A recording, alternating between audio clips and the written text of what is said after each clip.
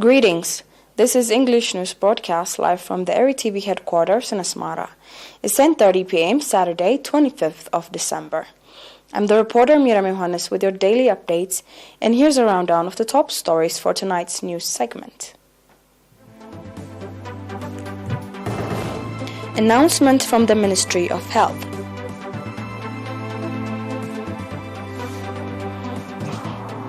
Meeting of Asaba Regional Assembly.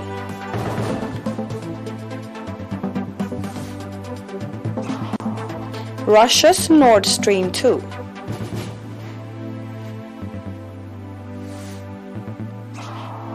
USA overseas wars.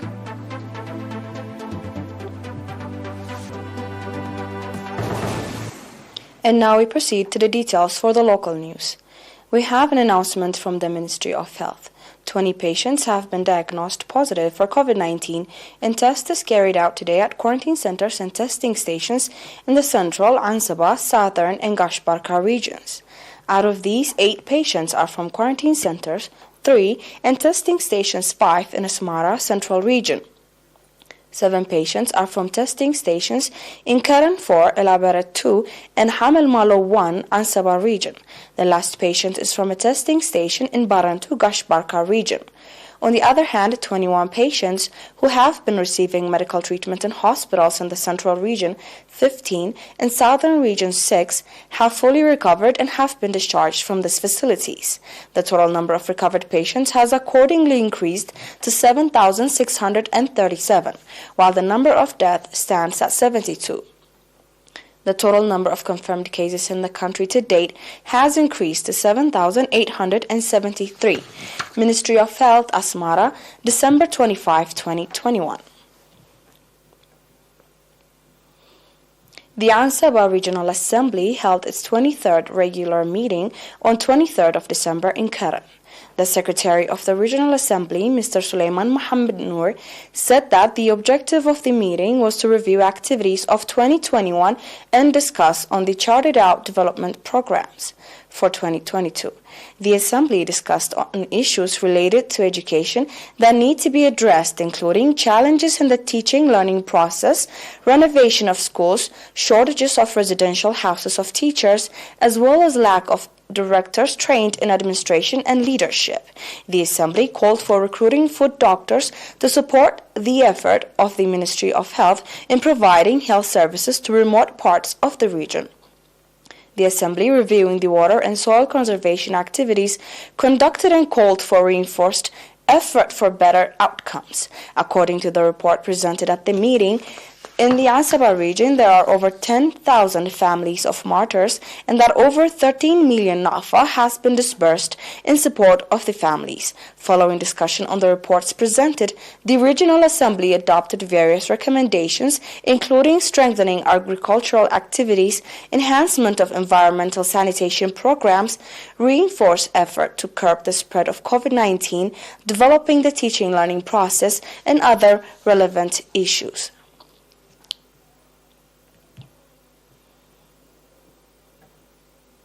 Elections of area administrators and managing directors was conducted in the administrative areas of Kashmela, Degese, Ingerne, Enderaib, Shilab, Gisti, and Aordat Town, Aordat Subzone. The managing director of the subzone, Mr. Kibrab Fisahatsin, said that the objective of the elections was to replace the outgoing area administrators and managing directors. Mr. Kibrab commended the strong participation of the residents of the administrative areas as demonstrated in the elections process.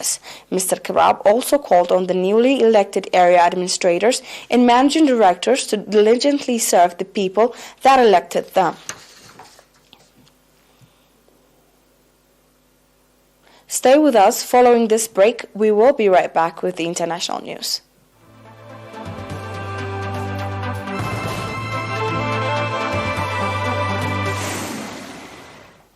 Welcome back. Russian President Vladimir Putin yesterday said that the start of gas exports via the Nord Stream 2 gas pipeline on the bed of the Baltic Sea would lead to a reduction in gas prices in Europe. He said that those hinder the launch of the pipeline, which is waiting for regulatory approval from Germany and the European Union, are acting quote-unquote silly. The Russian president further added that it was a foolish decision of those who hindered the Nord Stream 2 system because the additional gas supplies on the European gas market would surely reduce the price on an exchange on the market. And since many countries, including Ukraine, depends on the spot by their own decision, they don't want to purchase it directly from Russia. For them, the price can also be reduced significantly. Moving on to our last news for the evening, according to a commentary published on Wednesday by the China Global Television Network CGTN, proclaiming itself as a guardian of global peace, the USA in its numerous overseas wars totally disregarded great harms on others, but concentrated only on its own interests. The commentary adds that across the world, it seems that wherever there is a war, there is the United States. In its 245 years history, the U.S. has not been at war for only 17 years. From the end of World War II to 2001, Americans were at the heart of 81% of the world's armed conflicts, 201 out of 248 in 153 regions of the world. The mission always has a positive frame for maintaining justice to humanitarian intervention, but the U.S. has launched or become embroiled in wars at a very high cost. More recently, the 21st century wars in Afghanistan, Iraq, and Syria mean that almost every U.S. president since World War II has declared war or intervened overseas. However, while delivering humanitarian disasters to other countries, the United States has profited handsomely from its adventures. U.S. News and World Report pointed out that for many years, wars and preparations for hostilities have been integral to America's prosperity and affluence. Following is a recap of tonight's major headlines. Announcement from the Ministry of Health.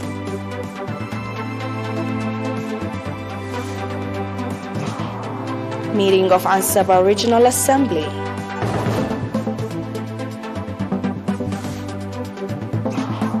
Russia's Nord Stream 2.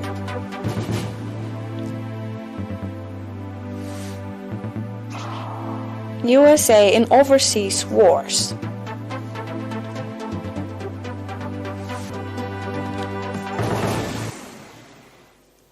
That's all from us for now. Thanks for watching. Have a good night.